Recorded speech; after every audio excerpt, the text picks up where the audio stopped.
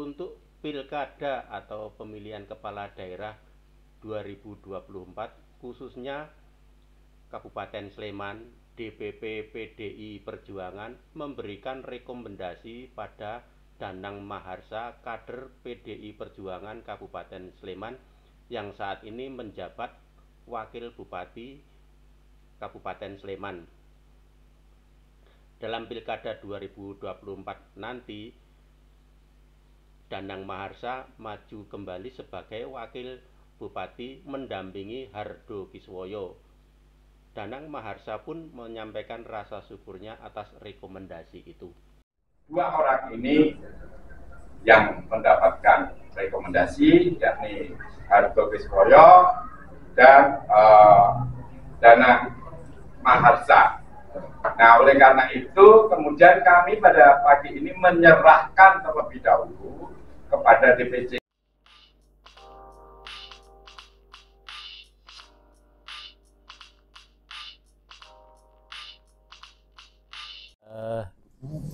Pemirsa semua New KNI TV dimanapun Anda berada, kali ini saya berada di ruangan kebetulan saat ini menjabat Wakil Bupati Kabupaten Sleman.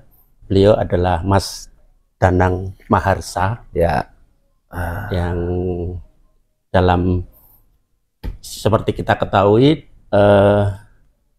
tahun 2024 ini kan diadakan pilkada serentak seluruh Indonesia. Kebetulan di Kabupaten Sleman ini Mas Danang ini kader PDIP ya. Kemudian belum lama ini beliau mendapat rekomendasi dari DPP untuk mencalonkan kembali di Kabupaten Sleman berpasangan dengan Pak Hardo Kiswoyo. Nah, saat ini saya pengen ketemu Mas Danang. Perasaannya gimana, Mas? Ya. Mendapat apa rekomendasi ya dari DPP itu mungkin ya? Ya, tentunya saya bersyukur dan senang, bahagia, sekaligus rekom ini sudah turun, tentunya menjadi tantangan saya sebagai kader partai yang ditugaskan, diamanai oleh Ketua Umum Ibu Mega dan Pak Sekjen Pak Hasto untuk bisa kembali ikut kontestasi pemilihan Bupati dan Wakil Bupati di Kabupaten Sleman ini.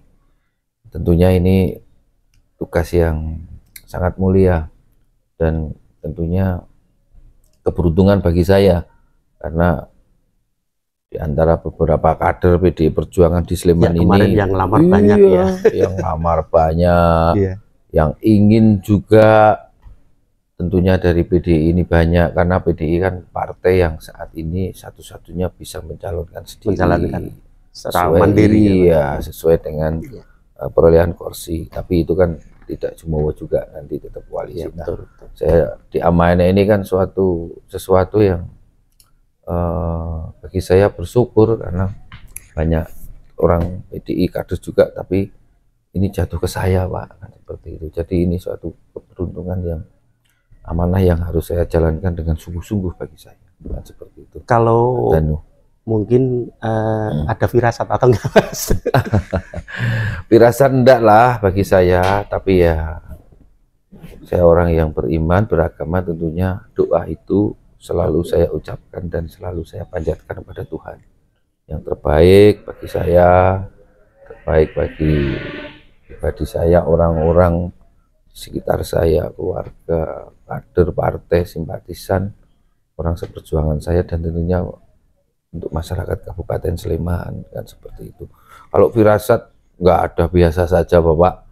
Iya, yang penting kita memohonlah pada Tuhan sesuai dengan agama kita, berdoa agar apa yang terbaik untuk saya selalu diberikan oleh Tuhan.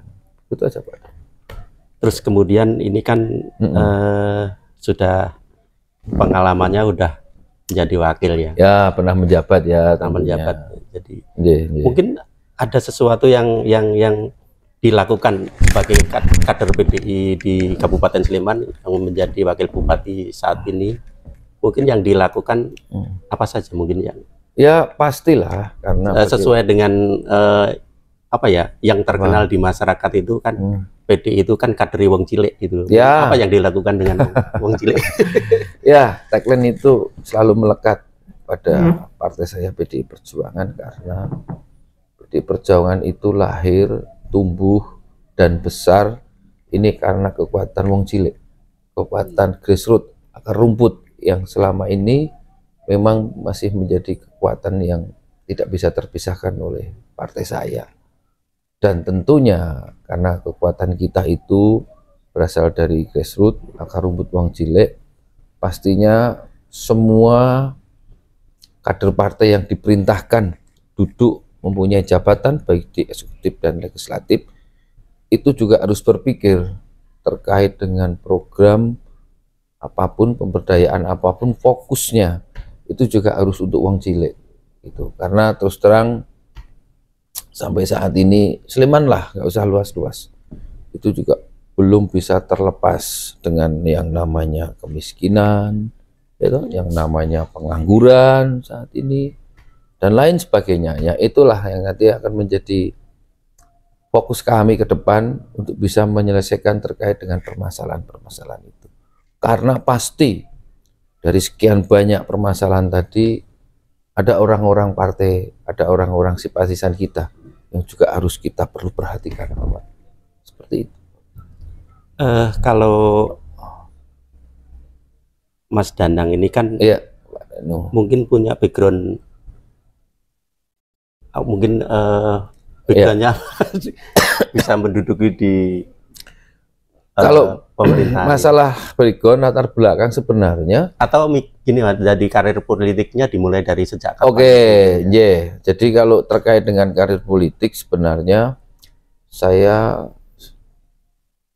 dari SMA memasuki usia remaja dan masuk di dalam punya hak pilih, itu saya sudah menjadi pengurus PDI Perjuangan. Waktu itu perubahan dari PDI ke PDI Perjuangan pasca reformasi 99, saya begitu PDI Perjuangan ini berdiri pasca reformasi 99 itu saya sudah langsung menjadi ketua anak ranting PDI Perjuangan Tridadi. Jadi ketua anak ranting itu ketua di tingkat kalurahan. Saya sudah masuk di situ tahun 99, PDI Perjuangan pertama kali berdiri pasca PDI lama ini, saya sudah masuk di situ sampai sekarang. Ya karena ini riwayat dari keluarga kami yang memang dari dulu mbah saya terutama orang Marhen, PNI, ke PDI, masih 3 partai dulu, sekarang masuk di PDI Perjuangan, ya ini mengalir saja. Karena mungkin ya tinggalan warisan dari yang saya, bapak saya yang ini saya teruskan. Sehingga kalau masalah di politik sebenarnya walaupun dulu belum punya hak pilih, tapi lingkungan keluarga saya itu semuanya adalah orang politik. Jadi ya walaupun secara teoristis saya tidak pernah belajar politik terlalu detail, tapi prakteknya saya sudah berada di lingkungan politik dari dulu, dari muda sampai sekarang seperti itu. Jadi ya sudah biasalah di lingkungan dan bertemu dengan orang-orang politik di Kabupaten Sleman ini, Pak Danu. Atau bisa disebutkan ini sebelum menjadi wakil bupati ini jadi di apa mungkin anggota dewan atau saya 2014 menjadi anggota DPRD Kabupaten Sleman, dari fraksi PDI Perjuangan juga waktu itu di Dapil 1 sini wilayah saya. Berarti Sleman, sejak awal sampai sekarang memang PDI ya Mas? Iya, dari dulu tidak pernah pindah partai dimanapun karena ini amanat dan juga pesan dari tentunya orang tua dan juga yang saya dulu, bahwa di partai itu bagi saya bisa dikatakan investasi yang tidak hanya berpikir dalam jangka pendek tapi jangka panjang, karena apapun juga di negara demokrasi Indonesia itu pasti ada yang namanya partai politik itu, sehingga ini tidak bisa lepas dan tidak boleh PDI ini hilang di kancah perpolitikan Indonesia. Ya, siapa yang harus merawat? Siapa yang harus meneruskan? Ya kita-kita semua. Anak-anak, turunan-turunan orang-orang yang dulu memang sudah berada di PDI, dan ini yang harus kita teruskan, yang harus kita jarasan, warisan dari orang tua ini yang harus kita jaga. Itu makanya mengapa PDI Perjuangan ya salah satu partai yang mungkin tertua dan sampai sekarang juga masih dipercaya oleh masyarakat untuk menjadi partai pemenang, ya karena belajar dari pengalaman-pengalaman yang lama, dari hantaman-hantaman beberapa permasalahan ini, kita menjadi bisa tumbuh dan berkembang mengatasi semua permasalahan ini, Pak. Mungkin yang terakhir, Mas. Ya, dalam arti sudah menjabat ya 5 tahun ya Wakil Bupati. Mungkin belum, saya karena aturan saya baru ya nanti 3,5-4 tahunan lah sampai Februari nanti. Ya, karena khusus untuk jabatan saya ini tidak kena 5 tahun karena dengan adanya pemilihan serentak yang dilakukan di Indonesia ini. Kalau kemarin kan pemilihannya tidak serentak. Nah, ini kan karena serentak makanya hampir 400 lebih kabupaten kota nanti kan melakukan pemilihan. Iya, iya. Kalau 5 tahun belum ada saya. Dalam arti sudah tahu masalah yang ada di Kabupaten Sleman. Ya. Nanti apa yang akan dilakukan? Ya, tentunya sedikit banyak dengan pengalaman saya tentunya di Dewan yang juga tidak lepas dari pemerintahan. Sekarang saya masuk di eksekutif, tentunya pastilah sudah memahami karakteristik Kabupaten Sleman ini seperti apa terkait dengan problem dan dinamikanya. Tinggal nanti saya mungkin meneruskanlah program yang saat ini belum bisa selesai dan juga membuat inovasi-inovasi program baru untuk memecahkan permasalahan-permasalahan di Kabupaten Sleman.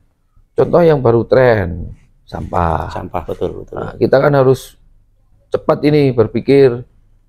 Kalau memang kita tidak mampu, ya kita diskusilah dengan orang-orang yang memang ahli di bidangnya.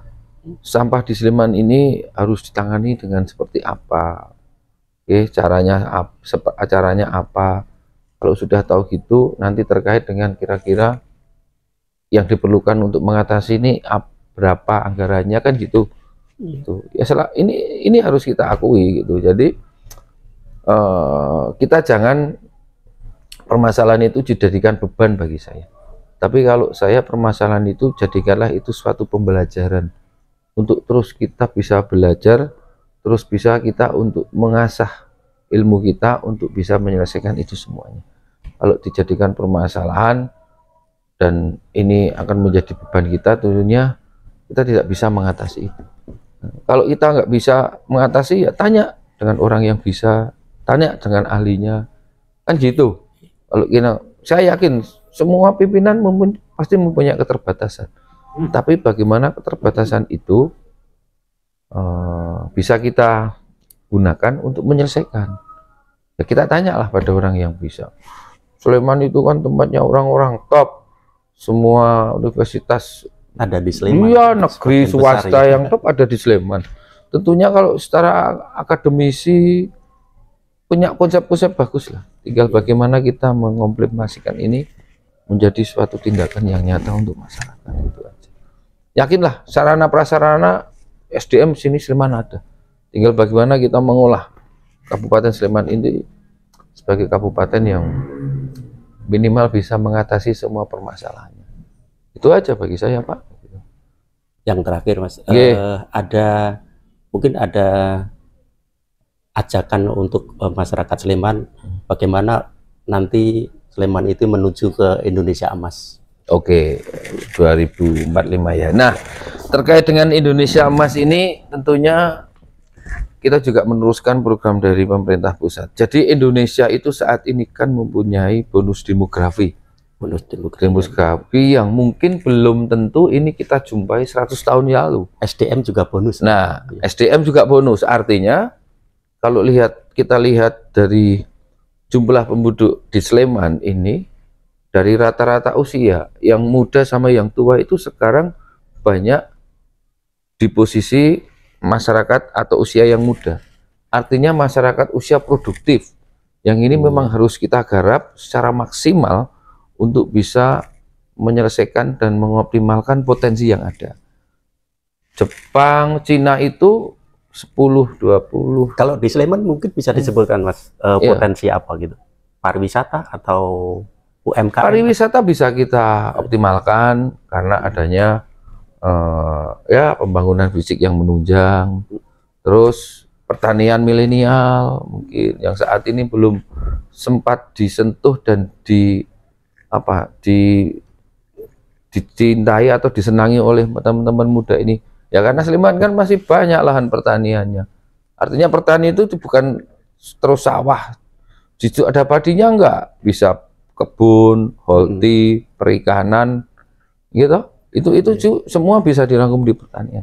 Ini bisa dimaksimalkan. Artinya teman-teman usia produktif muda ini mungkin lebih bisa dan lebih banyak yang harus kita dorong untuk kita optimalkan sebagai sumber daya manusia yang mungkin secara usia dan secara tenaga itu masih produktif. Dan gitu. Kalau ya usianya banyak yang tua kita kan susah, Pak. Tapi kalau ini anak-anak muda ya ayolah. Nanti intinya kalau ini anak-anak muda usia produktif kita siapkan, nanti tahun 2045 kan kita sudah bisa menuai hasilnya, itu kan. Nah, ini yang harus kita planning dan harus kita. Jadi antara program nanti yang harus kita jalankan itu kalau bisa ya lebih diperbanyak untuk mengoptimalkan mendampingi usia-usia muda ini untuk bisa bekerja secara optimal, kan seperti itu. Itu Bapak bagi saya itu. Nah, itu. Itulah pemirsa News KNI TV dimanapun Anda berada, sedikit bincang-bincang kami dengan Bapak, saya bilangnya Mas ya. Boleh. Ya. Danang Maharsa. Monggo, teman-teman juga apa ya yang bilang wah milenial kan gini. Ini ya menurut saya kader satu-satunya, bukan satu-satunya, salah satu kader terbaik dari PDI Kabupaten Sleman. Ya. Jadi beliau seperti lihat sendiri, orang yang ganteng. Wah, terlalu berlebihan ini. Orangnya ganteng. Tapi kalau pas senam-senam itu ibu-ibu itu wah bapak enggak. Oh iya ya. Ya sering ikuti. Kalau saya ngalir aja lah, ngalir, nggak pernah membedakan siapapun, masyarakat juga harus kita layani. Ya, betul. Itu aja. Saya itu hidup anunya mudah, falsafahnya atau anunya mudah. Pokoknya selama kita diberi anugerah kelebihan oleh Tuhan, tidak ada salahnya kita harus bisa dan mampu menolong orang lain. Dan gitu kan? Ya. Diberi anugerah jabatan. Ini yuk selama sebisa mungkin kita harus bisa menolong orang lain. Perkara nanti kebaikan kita itu ditukar atau dikembalikan kebaikan kita lagi oleh Tuhan, ya kita bersyukur, alhamdulillah. Tapi kalau tidak, saya yakinlah nanti suatu saat Tuhan akan membalas kebaikan kita, mungkin tidak harus dengan saya, tapi mungkin anak cucu saya besok. Dan gitu. Gitu aja pokoknya. Simpel aja hidup. Nanti kalau intinya ngunduh wahing pakar, kita menanam yang baik pasti akan yang baik. Gitu ya. Saya itu karena perjalanan politik saya itu kemarin jadi dewan juga tidak lepas dari mungkin dulu hal-hal baik yang sudah dilakukan oleh orang tua saya. Ya. Orang tua saya dulu lurah 25 tahun di sini. Lama. Iya. Ya. Awal saya mau masuk di dewan juga kalau tanpa bantuan orang tua yang mungkin lebih dulu memberikan kebaikan orang lain juga saya akan berat. Tapi karena ya gini Pak, wong nandur ya dan kadang ya langsung munduh toh Pak. Betul. Nah, dari awak dhewe nandur nek rasa ngopeni rasa ngrupat yo ora panen. Dengan ngunduhi apik nek nandur apik di rumah itu pasti juga nanti hasilnya akan baik. Itu ilmu tanam itu yang harus kita refleksikan kepada kehidupan kita sehari-hari. Kalau mau hasilnya bagus ya ditandur di rumah, gitu Pak. Gitu. Kita juga manusia itu nek arep pengen diajeni wong, pengen dihormati wong ya kita harus baik dengan orang lain. Gitu. Karena harga diri itu kan ada di diri kita bukan di orang lain. Yang mengatakan bagus dan jelek itu bukan kita, orang lain. Makanya ya dijaga itulah. Mudah-mudahan ini nah nanti bisa kita atau saya turunkan pada anak cucu saya kalau dalam menjalani kehidupan. Itu aja. Sehat, Pak Danung, matur nuwun. Ya.